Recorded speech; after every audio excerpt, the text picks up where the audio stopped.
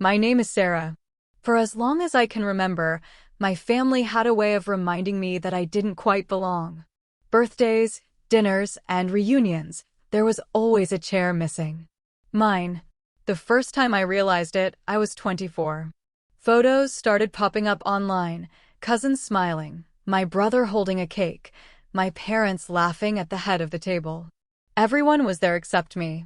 When I asked about it, my mother just sighed, "Oh, it was last minute, dear. You probably would have been too busy." That line, "last minute," became the excuse for a decade. If you've ever felt like the outsider in your own family, let me know where you're watching from, and don't forget to hit subscribe. You'll want to see how this story unfolds. At first, I fought it. I tried to show up anyway. One Thanksgiving, I brought a homemade pie and knocked on the door, heart pounding with hope. My aunt opened it, eyes wide. "Oh, Sarah. We didn't think you'd come." The room went silent when I walked in. Every face turned toward me like I was a stranger who had wandered into the wrong house. That was the night I promised myself I'd never beg again. The invitations stopped coming altogether after that. Family group chats existed without my number. My younger brother, always the golden one, hardly spoke to me anymore. The message was clear: I wasn't wanted, and no one was going to explain why. But silence has a way of shaping you. While they toasted holidays without me, I poured my time into work. While they laughed at reunions I never attended, I studied, I hustled, I built. At first, it was just survival. Then it became something more. I didn't know it yet, but all those closed doors were preparing me for something I would have to create on my own. And one day, I'd discover just how far that would take me. When the invitations stopped coming, I thought the quiet would crush me. But it did something else instead. It sharpened me. At first, I threw myself into work just to stay distracted. I picked up freelance projects, logo designs, websites, anything that paid enough to cover rent. Nights stretched into mornings at my kitchen table with nothing but a secondhand laptop and cold coffee. While my family laughed over dinners, I was teaching myself how to code, how to pitch, how to sell. The silence became my classroom. The rejection became my curriculum. Still, it wasn't easy. There were nights when the loneliness was louder than the keystrokes on my laptop. Times when I stared at bills and wondered if they were right about me, that I didn't belong anywhere, not even in the life I was trying to build. But every time I thought about giving up, I remembered that Thanksgiving door half closing in my face. That silence in the dining room. The way no one stood up to welcome me. That memory lit a fire I couldn't put out. So I kept going. I stopped freelancing just to survive and started thinking bigger. I saved every dollar I could. I sketched plans for something of my own, a company that would do what others didn't, serve the clients bigger firms overlooked. I researched markets. I tested ideas. I pitched small investors who laughed me out of the room, but I kept refining until one of them finally leaned in and said, This could work." That was the first real yes I'd heard in years. From there, it grew slowly. A team of 2, then 5. A cramped office above a bakery where the smell of bread covered the scent of burnt coffee and stale ambition. We didn't have much, but what we had was real. Each small victory felt like a brick in a wall I was building between myself and the years of being forgotten. And while I was building in the silence, I had no idea the noise was coming. The kind that would make even the family that once erased me suddenly remember my name. The first year of my business was survival.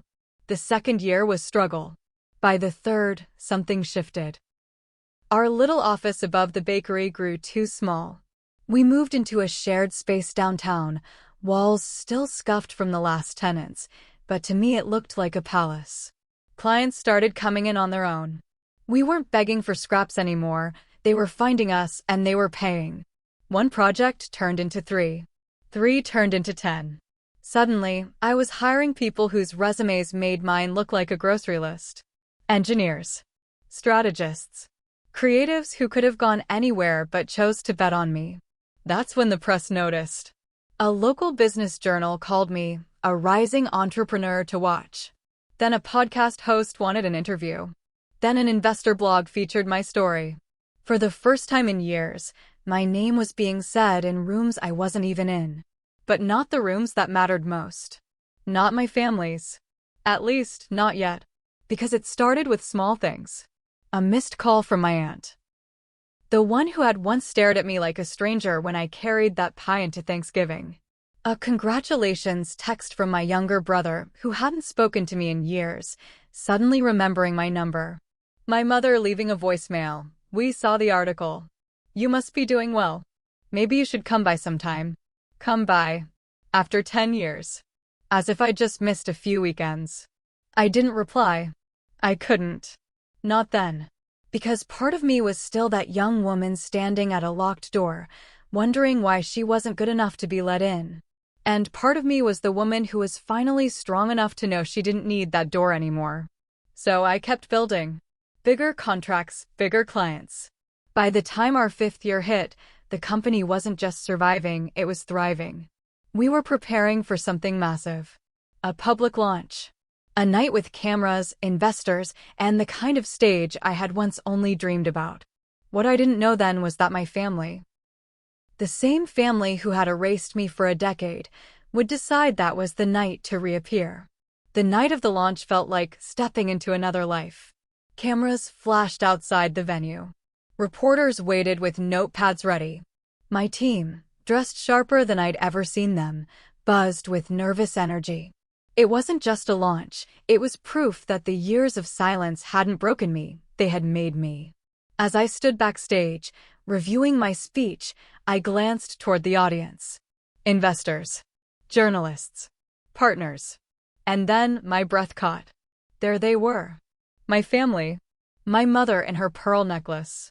My father straight-backed in his suit. My younger brother, the golden child, whispering something to my aunt as they scanned the room. They had found their way into the very place they'd told me I'd never belong. For 10 years, they never asked about my birthdays. Never called on holidays. Never once showed up when I was fighting to keep the lights on in that tiny office. But now, under chandeliers and spotlights, they were here, smiling as if they had never left. I couldn't decide if I felt sick or powerful. Part of me wanted to walk over and ask them why. Another part of me knew the answer. Success speaks louder than bloodlines. When the announcer called my name, I walked onto the stage to a round of applause. My family clapped the loudest. Cameras caught their faces, proud, glowing, as if they had always believed in me. But I knew the truth. The world didn't. Not yet. I delivered my speech with steady hands and clear eyes, every word drawn from the years of silence. The crowd rose to their feet. And when it was over, my family pushed to the front, ready to embrace me like nothing had happened. They had no idea what I was about to say next. When I stepped off the stage, applause still echoing, my family pushed to the front like they belonged there. My mother's arms opened wide. My father smiled as if the last decade had never happened. My brother said, "We always knew you'd make it." Always knew? I stood there, the cameras flashing, the lights hot on my face. For 10 years, they had forgotten me. And now, with the world watching, they wanted to rewrite history. I didn't embrace them. I didn't smile for the cameras. Instead, I picked up the microphone again. "Ladies and gentlemen," I said, steady and clear, "tonight is about more than a business launch. It's about building when no one believes in you. It's about rising when the people closest to you turn away." The room grew quiet. My family froze. For 10 years, I wasn't invited to dinners, to reunions, to even the smallest family gatherings. I was told without words that I wasn't good enough. But that silence taught me something, taught me to build a table of my own. I looked directly at my mother. Then my brother. Then my father. They shifted under the weight of every eye in the room. This company exists because of that silence. Because while they celebrated without me, I was building something bigger than I ever dreamed. A murmur ran through the crowd. Investors nodded. Journalists scribbled. My team clapped first, then the audience followed, thunderous and overwhelming. My family didn't move. My brother's forced smile had vanished. My father's jaw was tight. My mother's eyes glistened with something that wasn't pride, it was shame. I handed the mic back, stepped down, and walked past them without a word. This was my night, and they were just guests in it. If you've ever been excluded, underestimated, or told you didn't belong, I hope my story shows you what's possible. Have you ever had to rise above the people who doubted you? Share your experience in the comments below. And don't forget, hit like, subscribe, and turn on the bell so you never miss another story of revenge, resilience, and transformation.